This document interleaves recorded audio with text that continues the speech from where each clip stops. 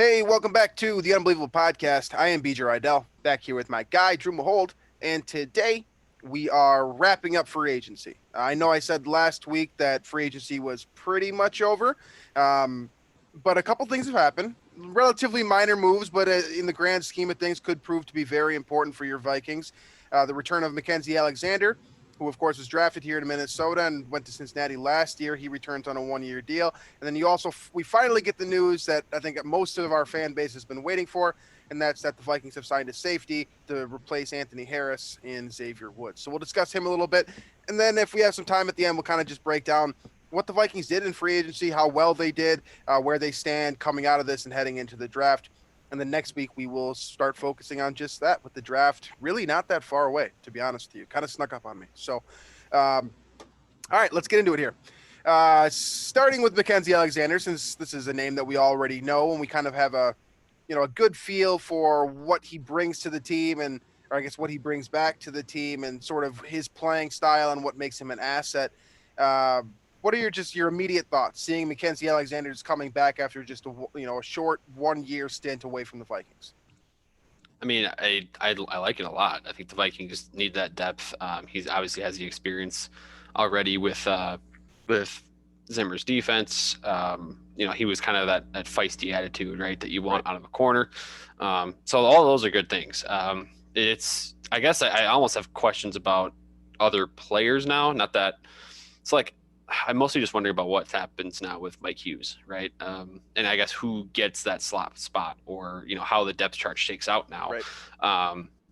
And I'm saying this as if the Vikings have some embarrassment of riches at the position now, which I don't think is necessarily true. But there's a bunch of guys there that probably deserve the chance to get playing time. But there's for sure 5 guys, and you can't always have 5 cornerbacks on the field. So curious about how that all works out, but.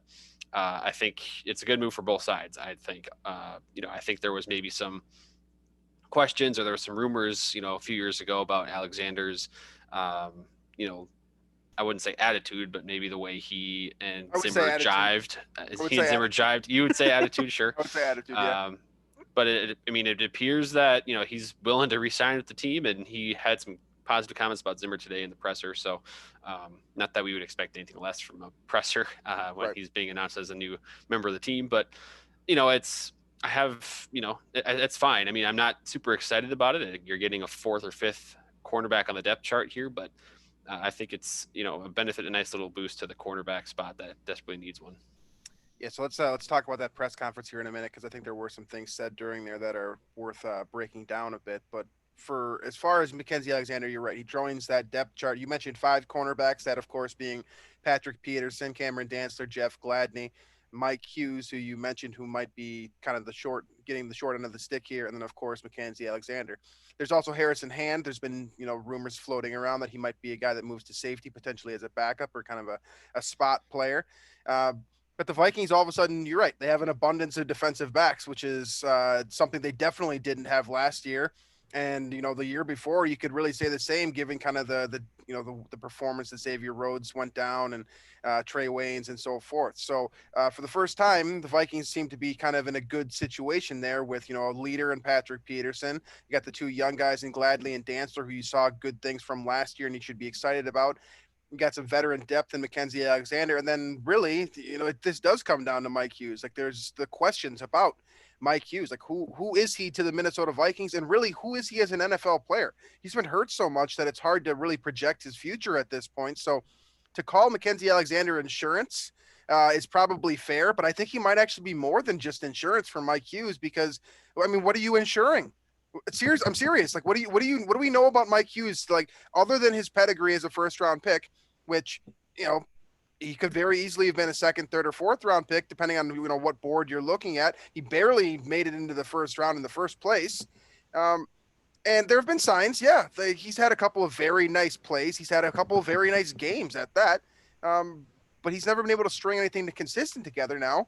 And all of a sudden you bring in Mackensie Alexander, who, 1, knows the scheme, 2, has been able to adapt on the fly pretty well, and to been able to take on different roles and different assignments, and be at the very least kind of a default cornerback, a guy that's going to give you favorable reps on a consistent basis. Mike Hughes is just really none of those things. So you're right. There's a lot of questions there. And you bring up the, kind of the major question mark with Mackensie Alexander, and really this personality trait thing with him, the character, attitude, etc. I mean, that wasn't his draft profile when he was coming out of Clemson. Like that's something that we've seen from this guy forever. But the press conference did not sound like the Mackensie Alexander that, I remember. He was a little bit more hard to get words out of, and from my personal experience with him, but he said some nice things about Mike Zimmer. I mean, of course, he came back. I imagine he had other offers on the table. He chose to come back and work with Mike Zimmer. He said he likes his coaching style. But the situation is, I think it's a really good fit. It looks like a really good fit on paper for both parties. Is this the biggest opportunity that Mackensie Alexander had, though? I mean, that again, it goes back to Mike Hughes. That's the question I have too. Is like how much of a market was there for him? If it's, I believe he's at the minimum or close to the minimum.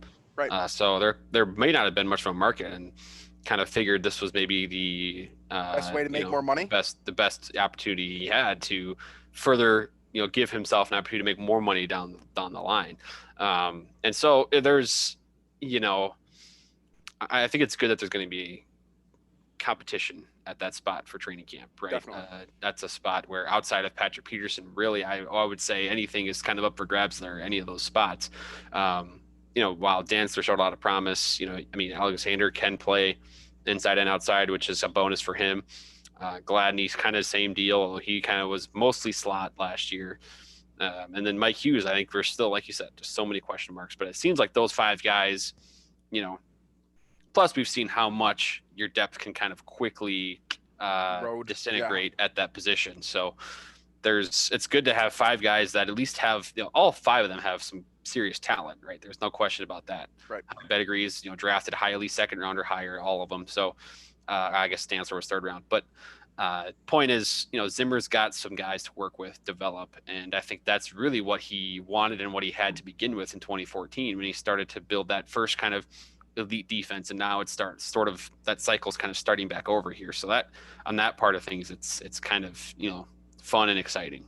Yeah, it's starting to I think we already established that the Vikings are a reload rather than total the thing and start over from scratch team. They're doing it again. They're definitely doing that. I mean, these are all winning moves. I would say, like depth moves. You're not looking to necessarily like completely alter the organization with these signings, or at least these most recent signings, but you are looking to add depth, cautionary pieces. Like you said, the Vikings learned firsthand what it's like to be down at several cornerbacks and what your team can look like when you're working with number 6 on your depth chart. It's not a great situation. It puts you in a very difficult position to win games. So at the very least, Mackensie Alexander gives you good reps. And he gives you, a player that's been on the field for most of his career for 14 through 16 games. Something that Mike Hughes unfortunately can't say for himself. So it'll be interesting to see what happens there, what shakes out. But I think ultimately you're right. Like, this is a good position to have competition at. I'm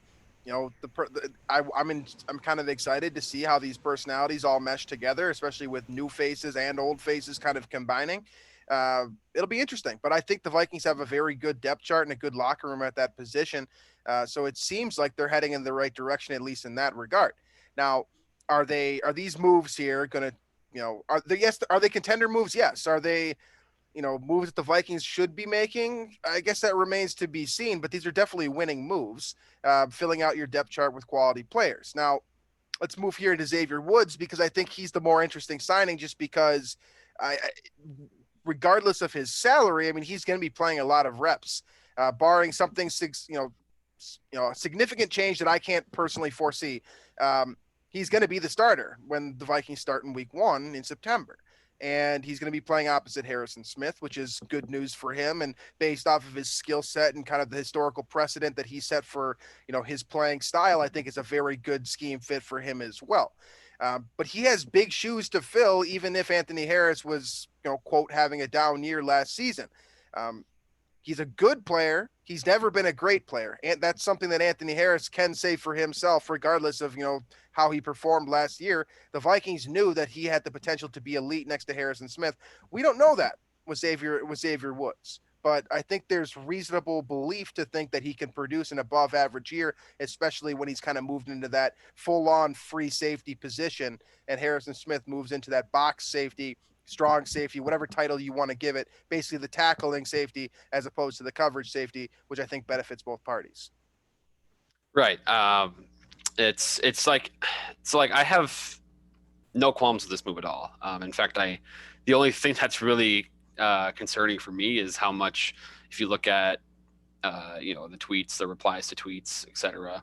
A lot of Cowboys fans were kind of making fun of the Vikings for this move, but because he had kind of it's a similar deal, with kind of like Patrick Peterson in a way, where they both kind of had a disappointing 2020 season, right. And so they're kind of both looking for that rebound season, and they're both hoping that Mike Zimmer and his kind of his reputation as a defensive DB guru can help them a little bit. So it is interesting at how it seems like Zimmer, and we talked about this last show, but he's kept that reputation as sort of this defensive mastermind, despite what went down in 2020 with his defense. But I think there's a couple things with Woods here. So you mentioned he's going to be kind of primarily your center fielder, replacing Harris.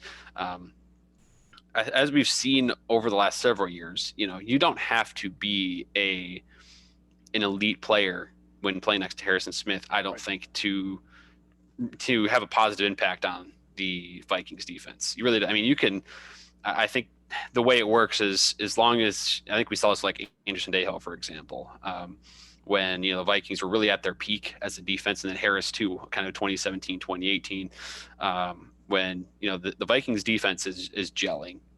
Zimmer is dialing up his blitz packages, and he's kind of on his number. That free safety spot is, it's green light everywhere. Be aggressive, kind of take your chances, and you're put in good spots. So I have no problem with this move. I think you get a good player. I think it's a really good price for this player. And I think Woods will be in a good spot to kind of perhaps make some more money the next year, which is, we should mention too, all these deals are 1-year deals, for all these guys, with the exception of Tomlinson. All these free agency deals, essentially all of them are going to be 1-year deals. So everybody's trying to capitalize on the next year. But anyway, it's I like the move. I have no problems with it. I think Woods is a good addition. And we should also talk about, I'll let you kind of chime in here, but I do want to mention the big comments he had, I think 2 years ago, about how he conserves energy during games. I know that was a big kind of a negative perception of him. A lot is due to that comment. So I read that from the vantage point that Luke Braun put it out as, right? The article that he wrote for Zone. Right. That's what I was kind of referring to. And I was going to get to that. Yeah. Right. So I didn't actually know about these comments, when they initially happened, right? Like I don't follow enough Dallas Cowboys news, and this wasn't a national headline as far as I was concerned. So I saw it from that angle first. So understanding that it's coming from this bias, like I'm all for being objective as a player, even if it sounds, wrong. I don't like the company emails like, let's all give 110% today, put on a happy face, and we're going to give max effort from 8 to 5, and everything's going to be hunky-dory, and if you work your tail off, then everyone's going to benefit from it, and this, that, and the other thing. Like, I don't need that. I don't think, there's some people who do need that. I'm not personally one of them. So again, I'm seeing that from this lens as well. So like, when I'm thinking about playing a full 60 minutes, especially at safety, which is about as close to a midfielder in soccer as you're going to find in professional football, where you're expected to cover a lot of ground in a lot of, a short amount of time in short bursts, and then you kind of hang out, and then you go back to doing the same thing once again. There's a lot of energy that's required there for those short bursts. So if you're conserving energy by floating around in center field while a running play, I don't have a problem with that, especially when you're playing next to Harrison Smith, who will not be floating around in center field on a running play. He'll probably be in the backfield. So do those comments concern me? No, I think he's just being a human. I think he's being honest. Yeah. Because I think it's a much more common thing than we realize. It's just not what, as a fan of the team, you don't want to hear somebody say, I'm not giving 100% every single snap. But it just makes me puke, though. It's like it's just someone being honest, and I think he's got a great point, especially for what you said. That's a guy that, when needed, he's got to potentially run 50 yards in a dead sprint and catch up with the fastest athletes in the world. Right. And if you're tired after the previous play, doing the same thing, going hard on a play that you ultimately maybe didn't have anything to do with, or maybe the play goes away from you, etc., you could argue it's wasted energy. So I know there's a counter argument to that. I'm sure I get, but it's kind of the question becomes, would you rather have, Xavier Woods at maybe an average of, I don't know, like 90 to 95% energy on any given play versus Josh Metellus at like 100%. So that's kind of the argument and the question that you have to answer for yourself. And I guess I'm going to take Woods. You also have to keep in mind too, like the role that he's speaking to, right? Like he's speaking to the safety position. He's not talking about defensive end where every single play is life or death, right? You got to get pressure on the quarterback or the play is going to be a failure. He's playing safety, which by definition, you're the safety. You're trying to make sure nothing gets behind you. So as long as, especially this guy too, who's a true blue, like by the marker free safety in Madden, right? Like a pure zone coverage guy. Like if you just hang back and nothing ever gets behind you, we're probably not even going to notice, especially again with Harrison Smith playing next to you. Like, is this guy a bona fide playmaker? I don't think so. I mean, 17 pass breakups. I think it was 5 interceptions in his 4 years as a professional. Those aren't outstanding numbers by any means. They're solid. They're average numbers. They're about what the Vikings paid for. But am I okay with, having that type of player in the position that he's in as long as nothing gets behind him? Yeah.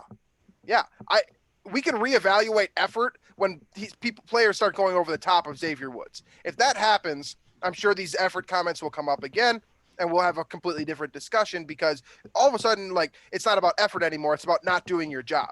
All I care about, and this is going to sound very football guy and very cliche, but all I care about is just do your job. Like, do it well so that everyone else can do their job. Mm-hmm. And then the guys that are being paid the millions of dollars, the onus is on them to make the big plays. Danielle Hunter, if we're going to pay you big money, you got to put pressure on the quarterback 70, 80% of the time, and you got to be getting to the quarterback maybe once a game on average. Harrison Smith, you're getting the big contract. You're going to have to do more. You're not going to just sit in center field. You're going to be playing linebacker. You're going to be playing slot corner. You're going to be playing outside on occasion. Zone, press, man, whatever it is. You're asked to do more. This guy is asked to play center field and basically be the last line of defense. That's his job. So if he wants to conserve energy until the fourth quarter when they're trying to throw Hail Marys at you when you're down by 6 points and you can't allow 40 yards, that's when I want him to be at full strength, right? When the plays are coming over the top, when the offense is desperate, that's when this guy thrives, and I'm cool with that. That seems like a big win to me. So, again, I guess the short way of saying, I don't care what he said, and as long as the effort doesn't turn into he's not doing his job, I'm never gonna care. It just make sure you get it done. I don't think any boss of any company ever cares more about how you did it than if it gets done with exception to morality and ethics, right? Like as long as it gets done, I don't care, if it's done, now, 3 hours from now, whenever that deadline is, as long as it gets done before that deadline, do it. Just get it done. That's all I want them to do. And mm-hmm. So I guess, I just don't take a whole lot away from it, I guess. Right. Yeah. Again, I got no problem with it. And overall, I really like the signing. I think I would have, if you had told me Xavier Woods would have a cap hit somewhere for less than $2 million, and it would, I would have been hoping the Vikings would jump all over that. And then, because we were kind of, when I think last week, right, Anthony Harris had just signed with the Eagles, and we were kind of like, well, why would the Vikings not pay up the $5 million for Anthony Harris to get him back? And I think this, to some degree, for sure, answers that question. If you can get Woods for $3 million less. Sure, perhaps a downgrade, but clearly the Vikings are trying to do some more things in free agency as well. So this allows them to do that. Okay, so looking at this thing kind of in totality now, right? Mackensie Alexander and Xavier Woods are, on the scale of, general free agency, relatively minor signings. Do they matter to the Vikings, a team that didn't have any depth last year? Needed to replace a couple starters that left. Yes, these are important signings. They're not, game-changing signings, but I guess, they also help you fill out what the Vikings did in free agency and what the Vikings are going to be returning to, on defense. There's the tweet floating around today that the Vikings quite literally will have like 8 new players on defense week 1 compared to their week 17 lineup last year. So this is, these are big moves here. At a fraction of the cost, I suppose. I mean, you're getting a really good deal on at least a couple of these guys.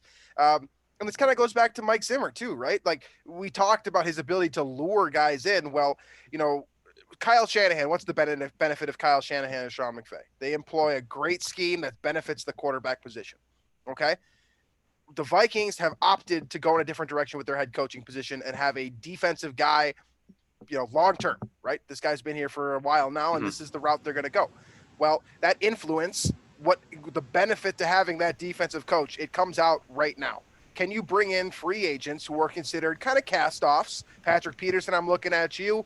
Xavier Woods, you can say the same thing. Mackensie Alexander as well. I mean, really, Dalvin Tomlinson was, I think, the only one that had a major market for him, outside of just Minnesota. A lot of these guys were, they're coming here to kind of jumpstart their career again. This is Mike Zimmer's time to shine. Like, can you do this? Can you make these players who are considered cast-offs or average or below average or default guys that aren't going to give you anything? Can you turn them into above average players, superstar players? Can you get the absolute maximum out of them? Can you juice the rest of whatever Patrick Peterson's got left out of them? Can you do that? I mean, this is Mike Zimmer's time to shine. Like, yes, right. They did answer some questions here with free agency, but this is also putting a lot more pressure on him. Like, all right, be the defensive back guru. Yeah. Be the guy. Let's see it. Well, I think part of it too is I think clearly the Vikings front office management very much trust Mike Zimmer's doing. Right. And as we've gone over before, over and over, they don't see this as a rebuild project. Obviously, they never did. The Wilfs, the front office, the management, they never have wanted to rebuild. And so what they're doing is they're kind of relying on Zimmer's past, his accomplishments, what he's been able to do with like Xavier Woods, turning him into an all-pro player, Harrison Smith, evolving him from kind of budding star, the first couple of years in the league, right, to truly a superstar that's elite every single year in and year out. We did with, Linval Joseph, Everson Griffin, Daniel Hunter now. I mean, there's over and over, Eric Kendricks, there's guys that you can point to that, are exceeding their expectations coming into the league. Absolutely. And so the Vikings are kind of banking on Zimmer to do this again, and that they're seeing the last season, 2020, as an anomaly, where bunch of injuries, whatever you may think about the roster, right? I think I have my own take that I still think the roster is I would say a rebuild is necessary, right? But clearly they don't believe that. And so they're kind of trusting Zimmer, and you can see with all these free agency moves, right? I mean, they are focusing hard on the defensive side of the ball. Right. I mean, the whole thing is defense pretty much, right? So you have I think they traded for that lineman, Mason Cole, I believe. But other than that, I mean, it's Tomlinson, it's Weatherly, it's you're bringing in Patrick Peterson, you're bringing in Xavier Woods, you're bringing in Mackensie Alexander. I mean, you're bringing in Vigil at linebacker. I mean, you're solidifying your defense. That's all they've done in free agency to this point. So I think that speaks to, they believe in defense, kind of the old school, adage that Zimmer employs.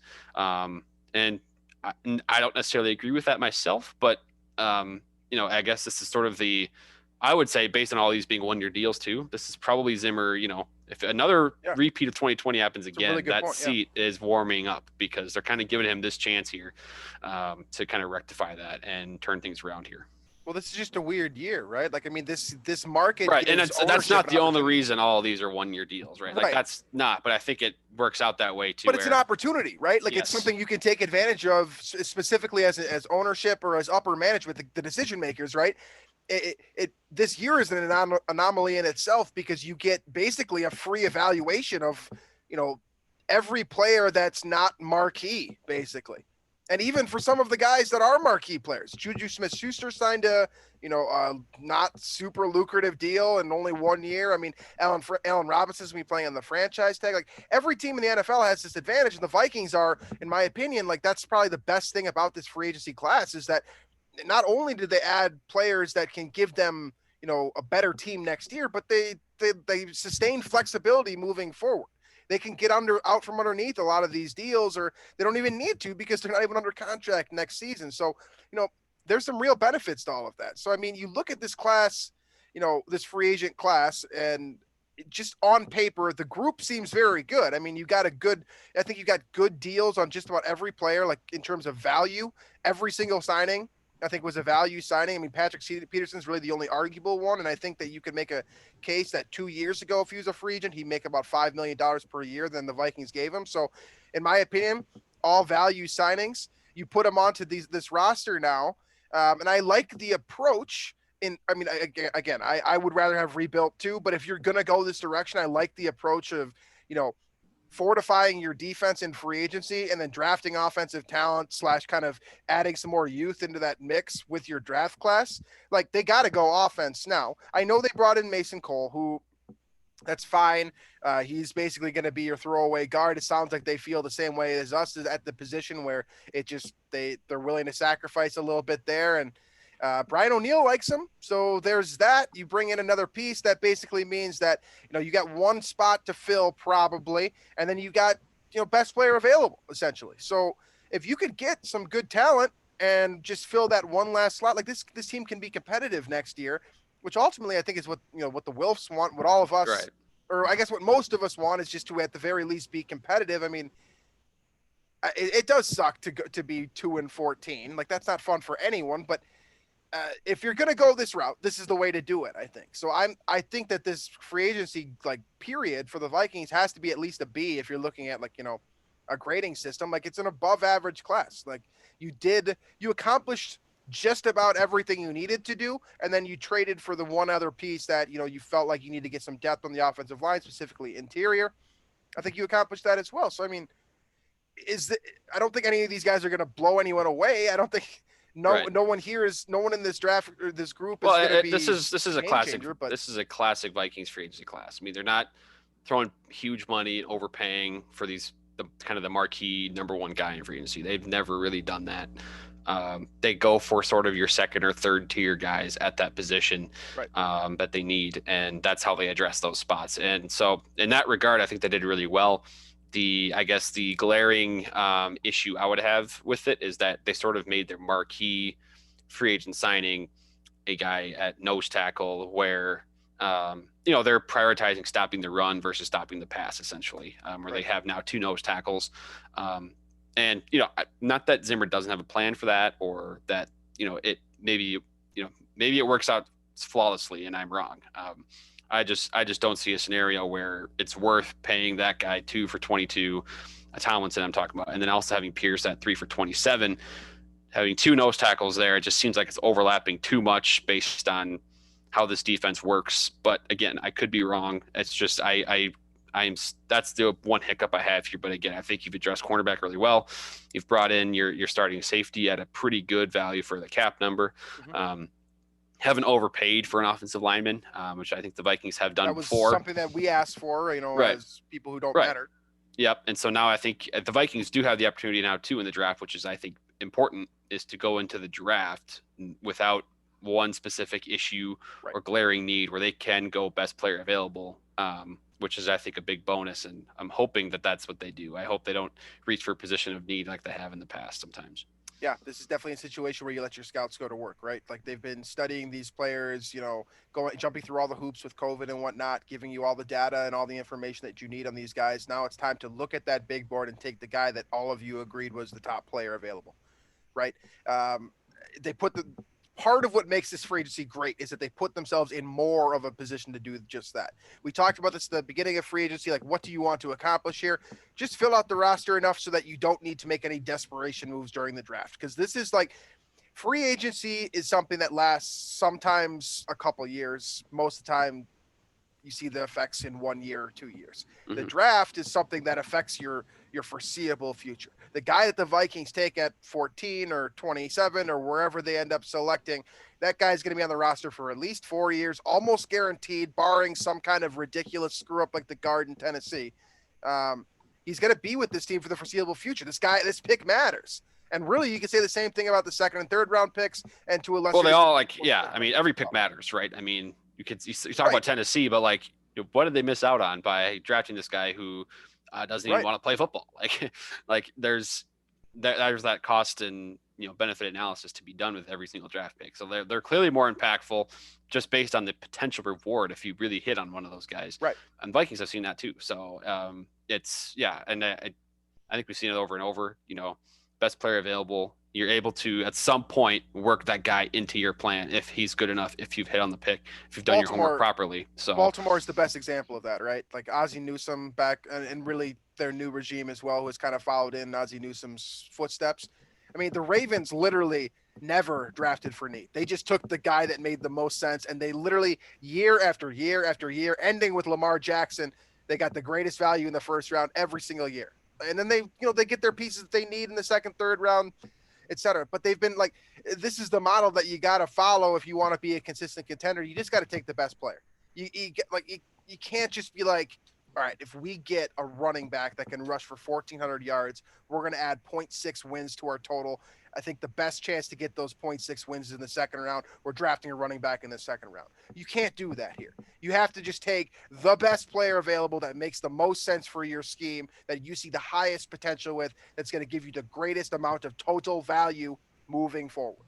Mm-hmm. I think the Vikings, by doing what they did in free agency, put them in the position to do just that. Now they just need to execute the rest of the plan, right?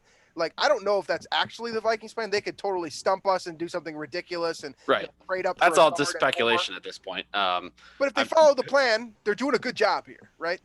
Right. And I think the next question that I have is, in terms of the draft, they have one pick in the first 77, I believe, right? So I can't imagine Rick Spielman is going to be satisfied with that. That's the reason why I keep saying first, second, third, fourth, etc. Because I know he's going to have them. Like, I don't know where they're going to be yet. I think my ideal plan is, with the way the quarterback market, I suppose, for this draft is shaping up, I think it's very possible that you could get a team desperate for that fifth quarterback, whoever it would be. If it's going to be maybe Trey Lance, I would suppose would be the popular pick for that number 5 QB.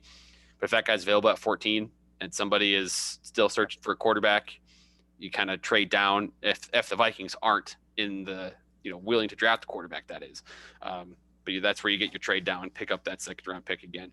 But I think that'd be my ideal strategy if the Vikings are not drafting a quarterback in that first round. So, but of course, we'll see how things play out here. But I do think the Vikings overall have done, they've helped themselves more. They've hurt themselves for sure over the past few weeks in free agency.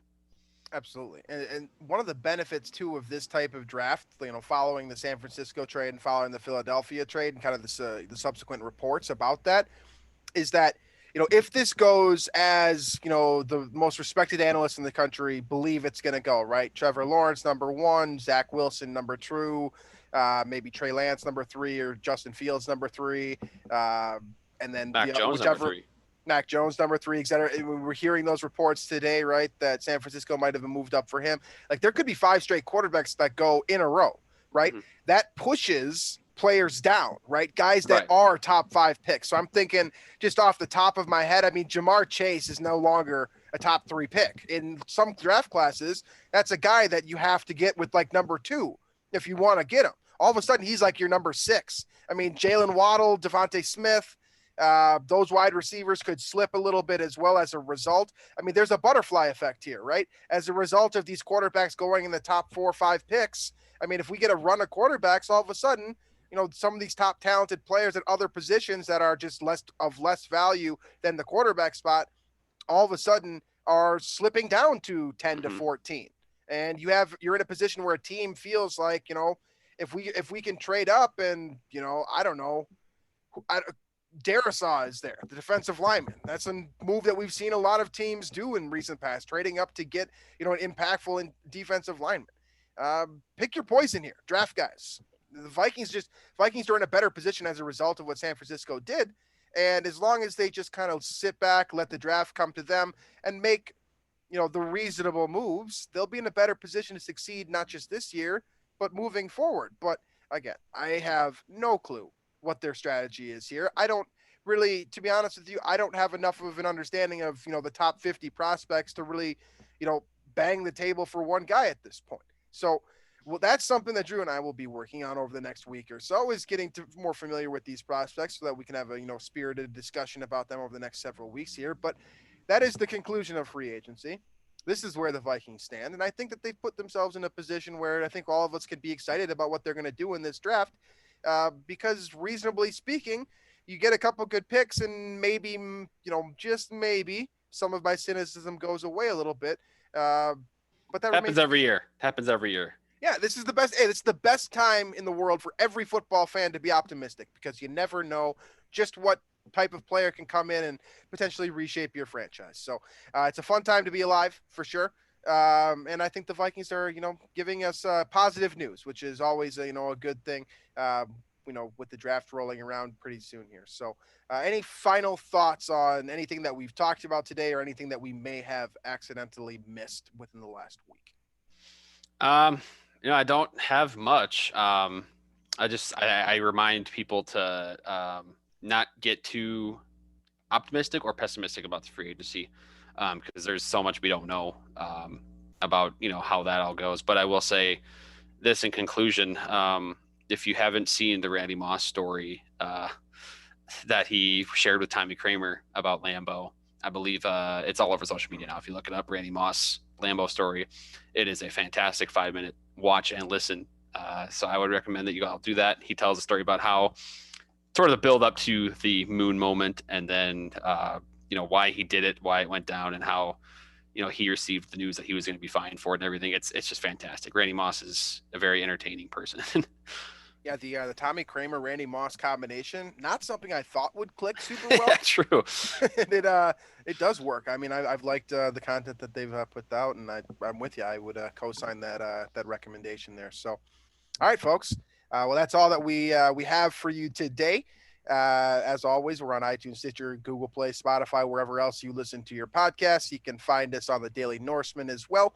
And check out the rest of the Climbing the Pocket team and all the cool stuff that they're doing. I think they have some special guests this week, which should be fun. So if you're not checking out those live shows already, make sure to do just that. And yeah, like I said before, we'll be start working into draft stuff and have more of a draft focus. I know you guys like mock drafts, so I'm sure we'll do some of those at some point, and we'll start honing in here on some of the best possible options for the Vikings and kind of why we see them as positive fits. But until then, we appreciate you guys listening to us, and we will catch you next week.